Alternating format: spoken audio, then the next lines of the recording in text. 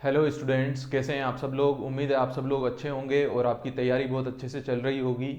Last class जो थी उसमें हमने chapter 4 the Rajasthan cooperative societies rule 2003 का किया था, which was management of societies. आज जो है हम चैप्टर 5 और 6 जो है कंप्लीट करेंगे।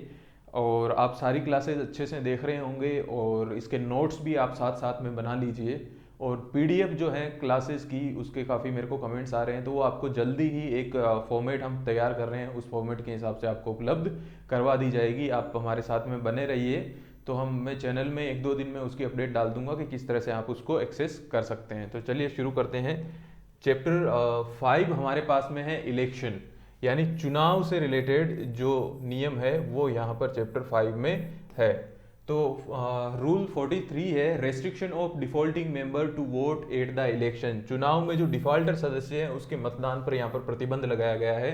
कोई भी सदस्य चुनाव में मतदान करने के लिए पात्र नहीं होगा, यानी अगर ऐसा इंसान जो चुनाव की तारीख से 30 दिन पहले तक डिफॉल्टर है, 30 दिन पहले की तारीख को वो डिफॉल्टर है, तो वो धारा 99 के तहत अगर उसके खिलाफ डिक्री जारी की गई है तो वो यहाँ पर इलेक्शन में वोट नहीं कर सकता। किसी भी प्रकार का इलेक्शन, भले ही वो कमेटी से रिलेटेड इलेक्शन हो या फिर अगर कोई कमेटी मेंबर है तो ऑब्वियसली वो तो डिस्क्वालीफाई ही हो जाएगा डिक्री जारी होने पर। नेक्स्ट है हमारे पास में स्टेट कोऑपरेटिव इलेक्शन अथॉरिटी, यानी राज्य सहकारी चुनाव प्राधिकरण। कल हमने इसका देखा था कि किस तरह से क्या ये राज्य सहकारी चुनाव प्राधिकरण को किस तरह से गठित किया जाता है। ये जो कंप्लीट रूल है इसके अंदर इससे रिलेटेड चीज़ें बताई गई है। सरकार जो है राज्य सहकारी सेवा के एक एडिशनल रजिस्ट्रार से कम के पद के अधिकारी को नियुक्त नहीं करेगी। कम से कम उसका जो पोस्ट है वो क्या होना चाहिए, एडिशनल रजिस्ट्रार होना चाहिए। और इसके बाद में जो है नियुक्ति की एक समिति की सिफारिश पर की जाएगी जिसमें निम्नलिखित सदस्य होंगे। इसका जो चेयरमैन होगा, अध्यक्ष होगा, वो कौन होगा, कम से कम एडिशनल रजिस्ट्रार से ऊपर के पद का व्यक्ति होगा, इससे नीचे का नहीं होगा। और ये नियुक्ति जो है इसमें जो है सिफारिश कैसे की जाएगी, अब कौन सा एडिशनल रजिस्ट्रार होगा जिसको यहाँ पर चेयरमैन बनाया जाएगा, स्टेट कोऑपरेटिव इलेक्शन अथॉरिटी का। तो यहाँ पर सहकारी विभाग के प्रभारी सचिव, यानी जो सेक्रेटरी इन चार्ज है राजस्थान कोऑपरेटिव डिपार्टमेंट के, उसके जो प्रभारी सचिव है वो यहाँ पर अध्यक्ष होंगे। और कार्मिक विभाग के प्रभारी सचिव जो हैं वो यहाँ पर सदस्य होंगे और रजिस्ट्रार जो है वो सदस्य सचिव होंगे। ये तीनों मिलकर के सिफारिश करेंगे और उस सिफारिश के हिसाब से यहाँ पर एक एडिशनल रजिस्ट्रार से ऊपर के व्यक्ति को यहाँ पर ये जो डिपार्टमेंट है, ये जो डिपार्टमेंट नहीं, ये जो अथॉरिटी है स्टेट कोऑपरेटिव इलेक्शन अथॉरिटी, उसके अध्यक्ष का पद यहाँ पर दिया जाएगा। सेवा शर्तें जो है मूल विभाग में लागू नियमों के अनुसार होगी। जिस डिपार्टमेंट के अंदर वो काम कर रहे हैं उसके अंदर जो नियम और शर्तें, सेवा शर्तें लागू है, कितना पेमेंट मिलना है, कितना पैसा मिलना है, वो सब यहाँ पर उसके हिसाब से लागू होगी। और टेन्योर जो है वो शर्तें राज्य सरकार द्वारा समिति की सिफारिश, ये जो समिति है उसकी सिफारिश के आधार पर जो है इनकी नियुक्ति और अन्य शर्तें जो है यहाँ पर डिसाइड की जाएगी। जनरली इनका 5 साल का कार्यकाल होता है। कितना होता है, 5 ईयर का। आपको याद रखना है 5 साल का जनरली कार्यकाल होता है। और इसके अलावा इनके पास में सपोर्टिंग स्टाफ भी होगा जो इलेक्शन अथॉरिटी के अंदर बिल्कुल चाहिए होगा, क्योंकि पूरा राज्य जो है, पूरे स्टेट का यहाँ पर इलेक्शन की जिम्मेदारी जो है इनकी रहती है कोऑपरेटिव सोसाइटीज में।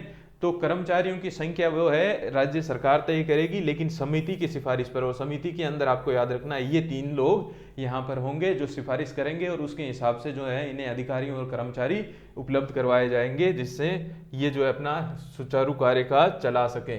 नेक्स्ट जो है election of the members of the committee by the authority.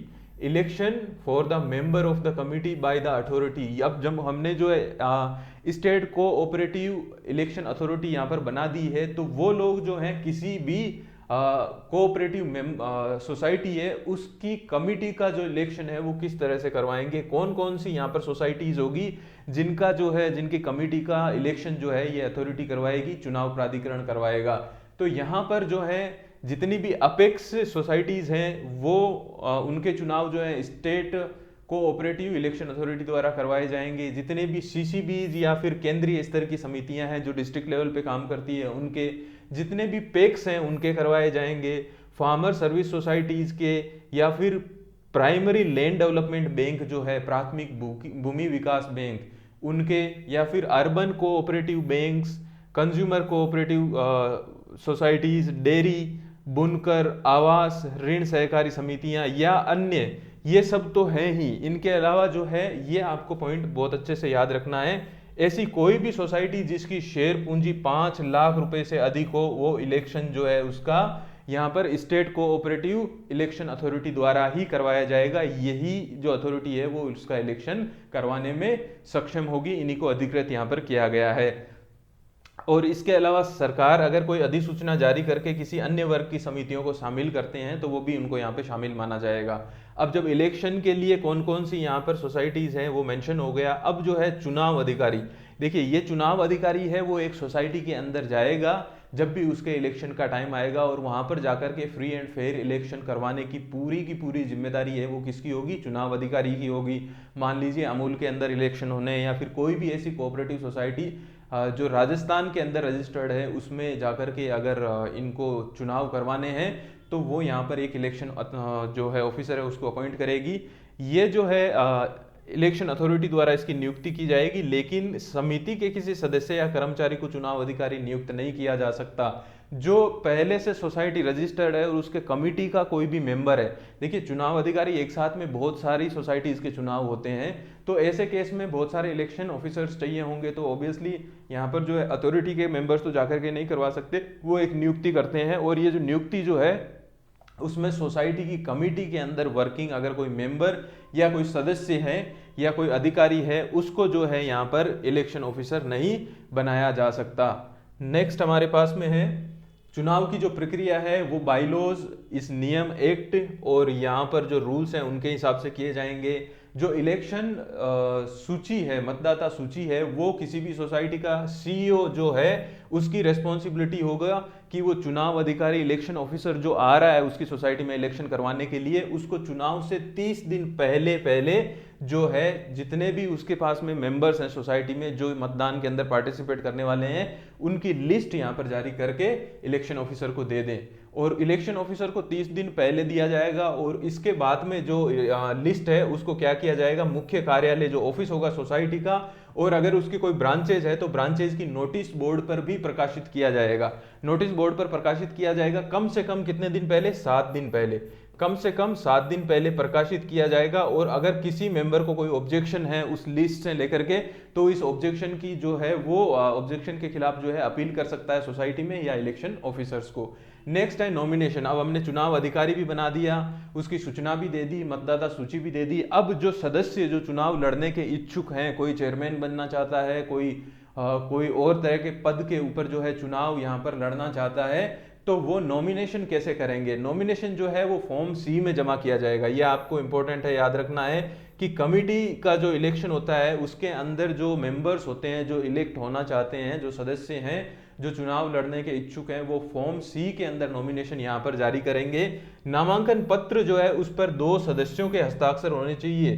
2 सदस्य यानी जो सोसाइटी के करंट मेंबर्स हैं वो उनके हस्ताक्षर होने चाहिए। जनरली यही होता है जब हम देखते हैं एमएलए का चुनाव होता है, विधायक हो या फिर सांसद हो या फिर हम सरपंच के चुनाव में भी देखते हैं, वहां पर हमारे पास में उनको कम से कम 2 गवाह चाहिए होते हैं, हम सिंपल लैंग्वेज में बोले तो। वैसे ही यहाँ पर अगर किसी सदस्य को जो है चुनाव लड़ना है तो उसके लिए उस सोसाइटी के 2 मेंबर्स के हस्ताक्षर होना चाहिए, जिसमें से एक को प्रपोजर यानी प्रस्तावक माना जाएगा और दूसरा जो है सेकेंडर यानी समर्थक माना जाएगा। एक व्यक्ति जो है वो एक ही पद पे लड़ेगा, ऐसा नहीं है कि सोसाइटी के अंदर है 12 पोस्ट हैं और एक इंसान जो है वो 12 की 12 पोस्ट पे लड़ रहा है। जैसे हमारे यहाँ पर हम देखते हैं कि जो जनरल इलेक्शंस होते हैं एमएलएस के हो गए या एमपीज के हो गए, तो आपने देखा होगा कि एक ही नेता जो है वो 2 या 3 जगहों से लड़ रहा है कि यहाँ हार गया तो यहाँ पर जीत सकता हूँ। वो अपनी जो है जीती हुई बाजी फिक्स करना चाहता है कि यहाँ 2-3 ऑप्शन रखता है, लेकिन यहाँ पर ऑप्शन रखने का अधिकार नहीं है। आप किसी एक सोसाइटी के अंदर एक ही पद पर यहाँ पर इलेक्शन लड़ सकते हो। अब जो सिक्योरिटी अमाउंट ये होता है वो कितना होता है? जो पैक्स होती है उनमें 200 रुपये होता है, मार्केटिंग और होलसेल भंडार होते हैं उनमें 500 रुपये होता है, land development bank and central society जिसके अंदर आपकी सीसीबीज भी आती है जहां पर आप काम करोगे आपके सिलेक्शन के बाद में, उनके लिए 1000 रुपये होता है। सॉरी, ये जो है सेंट्रल सोसाइटीज के लिए है वो 1000 रुपये, एलडीबी एंड सेंट्रल सोसाइटी के लिए, सीसीबी जो है उसके लिए 2000 है। जहां आप काम करोगे वहां पर 2000 रुपये सिक्योरिटी अमाउंट रखना पड़ेगा किसी को इलेक्शन जीत लड़ने के लिए। और अपेक्स में जो है 2500 है। हालांकि इससे आप ये मत समझ लेना कि आप चुनाव लड़ सकते हैं, जो एम्प्लॉय और अधिकारी जो हैं वो भी चुनाव यहाँ पर नहीं लड़ सकते। इसके बाद में है पोलिंग कैसे होगी, मतदान कैसे होगा, जो है सीक्रेट बैलेट के माध्यम से किया जाएगा। यानी या तो जो बैलेट पेपर जो होता है उससे जो है, जो पेटी में जिस तरह से पुराने जमाने में इलेक्शन होते थे वैसा किया जाएगा, या फिर जो अभी हमारे पास में जो मशीन आ रखी है ईवीएम के माध्यम से भी यहाँ पर चुनाव किया जा सकता है। मतदान के बाद गणना की जाएगी और रिजल्ट जो है वो चुनाव अधिकारी जो होगा वो प्रमाणित करेगा। चुनाव अधिकारी जो भी आया है, जो भी इसके अंदर जीता है, जो भी हारा है, वो प्रमाण पत्र के साथ प्रमाणित करेगा कि फला फला जो सदस्य है उसने चुनाव में भाग लिया था और ये इतने मतों से विजयी हुआ है, इसीलिए ये इस पोस्ट को संभाल सकते हैं। बराबर आ जाता है। मान लीजिए कभी कभी इलेक्शन हुआ और इलेक्शन में 2 सदस्य हैं, उनके बीच में जो है वोट बराबर आ गया, तो ऐसे केस में क्या किया जाएगा, लॉटरी यहाँ पर निकाली जाएगी और 3 महीने तक चुनाव से संबंधित जितनी भी सामग्री है उसको परिरक्षित रखा जाएगा, सिक्योर रखा जाएगा। उसको ऊपर अगर कोई भी ऑब्जेक्शन आता है तो रिकाउंटिंग करवाई जा सकती है, या किसी भी तरह के कानूनी मसले के लिए उसको 3 महीने तक कम से कम क्या रखा जाएगा, सुरक्षित रखा जाएगा। ये यहाँ पर मेंशन है। नेक्स्ट हमारे पास में आता है election of chairperson, vice chairperson etcetera by member of the committee. समिति के सदस्यों द्वारा अध्यक्ष और उपाध्यक्ष का चुनाव। अब जो यहाँ पर अध्यक्ष और उपाध्यक्ष बनेंगे, जो चेयरमैन बनेगा और वाइस चेयरमैन बनेगा, देखिए सिंपल सा सिस्टम है। हम यहाँ से एमएलए चुन करके भेजते हैं, वो आगे जाकर के किसको चुनते हैं, मुख्यमंत्री को चुनते हैं। वैसे ही यहाँ पर जब हम समिति के मेंबर्स, कमेटी के मेंबर्स को चुनाव करेंगे तो कमेटी के मेंबर्स जो हैं वो फिर चेयरमैन और जो है वाइस चेयरमैन का चुनाव करेंगे। अध्यक्ष या उपाध्यक्ष या अन्य किसी पदाधिकारी का चुनाव ये भी गुप्त मतदान के माध्यम से किया जाएगा। नामांकन पत्र जो है वो चुनाव अधिकारी को दिए जाएंगे। हमने पहले ही लिखा है कि जो है फॉर्म, कौन सा फॉर्म होगा यहाँ पर, देखिए ये पीछे वाला जो है यहाँ पर हमने लिखा है, ये फॉर्म सी के अंदर ही जमा किया जाएगा। उसके बाद में जो है यदि 1 से अधिक उम्मीदवार हो तो मतदान करवाया जाएगा। ओबियसली अगर 1 से अधिक उम्मीदवार होंगे तभी मतदान करवाया जाएगा, अन्यथा जो है वो निर्विरोध चुन लिए जाएंगे और सबसे अधिक मत प्राप्त करने वाले उम्मीदवार को विजेता घोषित किया जाएगा। ये तो नॉर्मल चीज है। उसके बाद में 46A आ जाता है, इलेक्शन इन अदर सोसाइटीज, अन्य समितियों में चुनाव। जो हमारी पिछले रूल के अंदर जो जो चीजें मेंशन थी, जो जो सोसाइटीज मेंशन थी, उनके अलावा अगर कोई सोसाइटी है या कोई ऐसी सोसाइटी जिसकी शेयर पूंजी 5 लाख से कम है तो उनके चुनाव कैसे होंगे। इनका चुनाव जो है जनरल मीटिंग में यानी सामान्य सभा में आयोजित किया जाएगा और इलेक्शन ऑफिसर जो है वो एक समिति द्वारा स्वतंत्र चुनाव अधिकारी यहाँ पर नियुक्त किया जाएगा। मतलब जो इलेक्शन ऑफिसर जो होगा वो Rajasthan state cooperative election authority की तरफ से नहीं आएगा, जो सोसाइटी है उसकी कमेटी द्वारा ही नियुक्त किया जाएगा। और चुनाव की सूचना सारे मेंबर्स को कम से कम 15 दिन पहले दी जाएगी और बाईलॉज के हिसाब से यहाँ पर हमारा इलेक्शन जो है वो करवाया जाएगा। नेक्स्ट हमारे पास में है raising of funds by society. Society जो है वो धन कैसे जुटा सकती है। अब क्योंकि सोसाइटी को यहाँ पर काम करना है, काम करने के लिए उसके पास में उसको पैसों की जरूरत होगी। मेंबर्स हालांकि रजिस्ट्रेशन के टाइम पर एक तय रकम जो होती है, जितनी भी वो निर्धारित करें, वो रकम वहाँ पर डाल करके सोसाइटी का रजिस्ट्रेशन करवाते हैं। लेकिन रजिस्ट्रेशन के बाद में डेली उनको वर्क करना है। अगर वो ऋण सोसाइटी है तो उसे लोगों को ऋण देना है, इसके लिए उसे पैसों की जरूरत पड़ती है। तो वो पैसे कहाँ से लेकर के आएगी। प्रत्येक समिति जिसकी शेयर पूंजी है वो अपने नियमों में शेयर पूंजी की अधिकतम राशि, शेयरों की संख्या और शेयरों का जो है मूल्य है वो जो निर्धारित करेगी।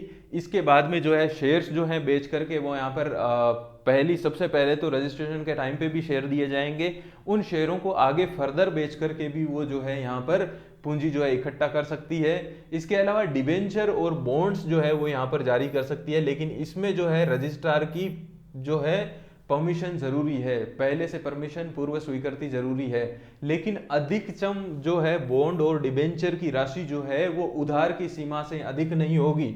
सोसाइटी को जितना उधार देने का अधिकार यहाँ पर दिया गया है, जितनी उसकी शेयर पूंजी है, उससे ज्यादा जो है यहाँ पर वो डिबेंचर या बॉन्ड जारी नहीं कर सकती, क्योंकि बॉन्ड और डिबेंचर भी एक तरह का उधार ही है, एक तरह का उधार ही ले रही है वो मार्केट से, ठीक है। उसके बाद में additional condition for raising fund by societies, समितियों द्वारा धन जुटाने के लिए अतिरिक्त शर्तें। रजिस्ट्रार सामान्य या विशेष आदेश द्वारा समितियों द्वारा धन जुटाने के लिए जो है एक्स्ट्रा या एडिशनल जो है टर्म्स जो है वो लागू कर सकता है, जिसके आधार पर सोसाइटी सीसीबी के अलावा किसी अन्य बैंक से फंड ले सके। जनरली जो यहाँ पर कोऑपरेटिव सोसाइटीज हैं उनको यही अलाउ होता है कि वो दूसरी कोऑपरेटिव सोसाइटी से ही उधार या फिर फंड्स ले सकते हैं, क्योंकि सीसीबी भी एक तरह की कोऑपरेटिव सोसाइटी है, कोऑपरेटिव बैंक है, तो वहां से ये फंड ले सकते हैं, एलडीबी से ले सकते हैं। लेकिन बाहर मार्केट में जाकर के किसी प्राइवेट बैंक से फंड लेना चाहते हैं, स्टेट बैंक ऑफ इंडिया से लेना चाहते हैं, या कोई अन्य किसी लेंडर से जो है यहाँ पर धन लेना चाहते हैं, तो इसके लिए रजिस्ट्रार जो है वो अपने सामान्य या विशेष आदेश द्वारा उनको क्या कर सकता है, यहाँ पर अलाउ कर सकता है कि आप जाकर के किसी अन्य फाइनेंसिंग बैंक से जो है यहाँ पर उधार ले सकते हैं। नेक्स्ट हमारे पास में है regulation of loans to be granted by society, समितियों द्वारा दिए जाने वाले ऋणों का विनियमन, यानी ऋण जो है उनका विनियमन जो है कैसे किया जाएगा, रेगुलेशन उनका कैसे किया जाएगा। सबसे पहले सिक्योरिटी का ध्यान रखा जाएगा कि सिक्योरिटी जो है ऋण देते समय जो सोसाइटी है वो रजिस्ट्रार द्वारा निर्धारित मार्जिन बनाए रखेगी। आप अनलिमिटेड लोन लोगों को नहीं बांट सकते, एक जो मार्जिन है जो आपके एसेट्स और आपके लोन के बीच में है वो आपको बना के रखना होगा। और ये जरूरी भी है। क्यों जरूरी है? मान लीजिए किसी सोसाइटी के पास पैसा बहुत कम है, एक कोई सोसाइटी है जिसके पास टोटल रकम जो है एसेट्स वगैरह सब मिला के 50 लाख रुपए हैं, लेकिन वो लोन ले रही है मार्केट से, डिबेंचर जो है उनको जारी कर रही है और उससे पैसा आ रहा है और वो अपने सदस्यों को लोन दे रही है। तो ऐसी स्थिति में ये कंडीशन यहाँ पर हो जाती है कि इसकी गुंजाइश बढ़ जाती है कि मान लीजिए सोसाइटी जो है वो दूसरे लोगों से ऋण लेकर के एज ए मीडियम लोग उसको यूज कर सकते हैं अपने पर्सनल ऋण जो लोन्स हैं उनको बढ़ाने के लिए, अपना जो है धन जो है उसको बढ़ाने के लिए। कैसे? सोसाइटी के पास 50 लाख की एसेट हैं, लेकिन उसने मार्केट से लोन उठाया और वही लोन उसने मेंबर्स को दे दिया, और मेंबर्स को देने के बाद में इतना ऋण हो गया सोसाइटी के पास में, पता चला कि 50 लाख की एसेट है और उसने 5 करोड़ का लोन जो है मार्केट से उठा करके बांट रखा है, तो वो यहाँ पर नहीं चलेगा। आपको जो है यहाँ पर एक मार्जिन जो है बना के रखना पड़ेगा ताकि सोसाइटी को किसी भी टाइप की बैंकरप्सी से यहाँ पे बचाया जा सके। नेक्स्ट जो है कैश क्रेडिट, नकद ऋण की राशि समिति के स्वामित्व वाले धन के एक निश्चित गुणक से अधिक नहीं होगी। जो सोसाइटी है, यहाँ पे समिति जो है सोसाइटी है, ठीक है, सोसाइटी के स्वामित्व वाले धन यानी जो सोसाइटी का फंड है उसके फंड से एक निश्चित गुणक जो यहाँ पर जारी किया जाएगा, उससे ज्यादा यहाँ पर जो है ऋण नहीं दे सकते। जितना आपके पास फंड है उसका एक मल्टीपल होगा, उस मल्टीपल से ज्यादा नहीं दे सकते। बिना सिक्योरिटी के भी सोसाइटी यहाँ पर लोन दे सकती है, लेकिन कौन सी दे सकती है? उत्पादन योग्य या ऋण योग्य उद्देश्यों के लिए बिना सुरक्षा के लिए लोन दे सकती है। अगर कोई एग्रीकल्चरल सोसाइटी है जो उत्पादन योग्य कोई भी लोन दे रही है किसी भी उत्पादन के लिए, या फिर जो है ऋण योग्य उद्देश्यों के लिए बिना सुरक्षा के लोन दे सकती है। सेंट्रल बैंक, रजिस्ट्रार कभी भी एक सेंट्रल बैंक जो होता है सीसीबी होता है उसको सेंट्रल फाइनेंशियल एजेंसी के रूप में मान्यता दे सकता है, जिससे जो है वो बाकी सोसाइटीज को भी यहाँ पर ऋण दे सके।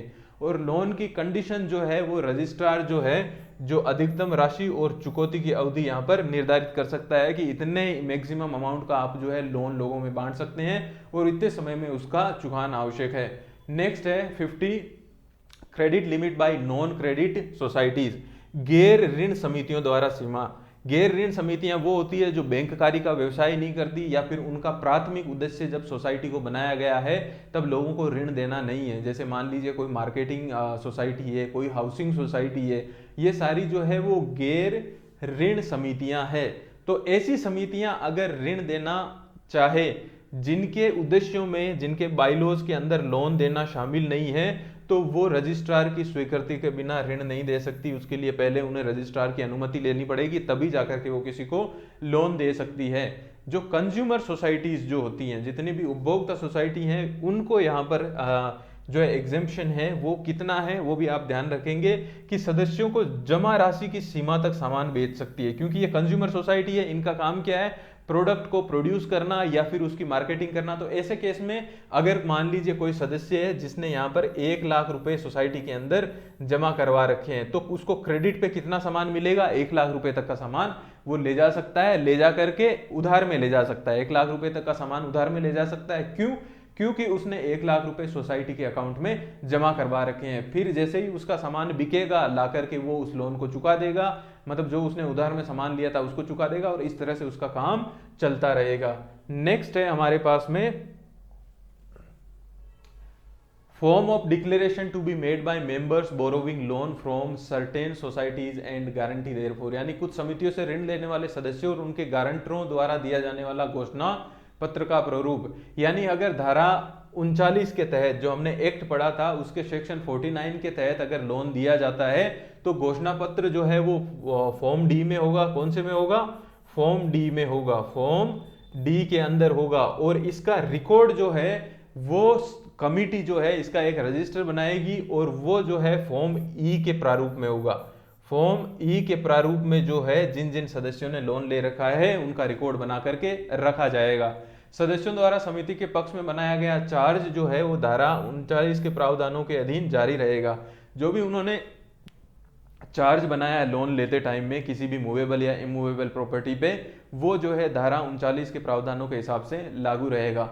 नेक्स्ट हमारे पास में 52 deduction from the salary of wages, वेतन या मजदूरी से कटौती। ये हमने एक्ट में भी पढ़ा था कि वेतन और मजदूरी से कटौती जो है वो किस धारा के तहत किस सेक्शन में की जाती है। हमारा राजस्थान कोऑपरेटिव सोसाइटीज एक्ट 2001 है, वो आप मुझे कमेंट सेक्शन में बताएंगे। और दूसरी बात, कौन सी धारा जो है संविधान की कौन सी धारा के तहत यहाँ पर कुछ डिपार्टमेंट्स हैं जिनको एग्जेम्पशन दिया हुआ है कि ये जो डिपार्टमेंट्स हैं इनके जो कर्मचारी हैं उनके वेतन में से आप कटौती नहीं कर सकते। तो वो कौन सी धारा है और कौन कौन से ऐसे डिपार्टमेंट्स हैं जिनको यहाँ पर एग्जेम्पशन दिया गया है जिनके किसी भी कर्मचारी के वेतन से कटौती नहीं की जा सकती, ये आप मुझे कमेंट सेक्शन में बताएंगे। अब धारा 41 के तहत अगर समझौता किया जाता है तो एम्प्लॉयर को समझौते की सूचना देगी। एम्प्लॉयर को जो है सोसाइटी बताएगी कि ये जो है इस लोन के एवज में हमने यहाँ पर ये करार किया है मेंबर से, और आपकी इसकी सैलरी में से एक किस्त जो है पर मंथ जो है आप काटेंगे और काट करके सोसाइटी को देंगे। ऐसी सूचना जो है उसके एम्प्लॉयर को दे दी जाएगी।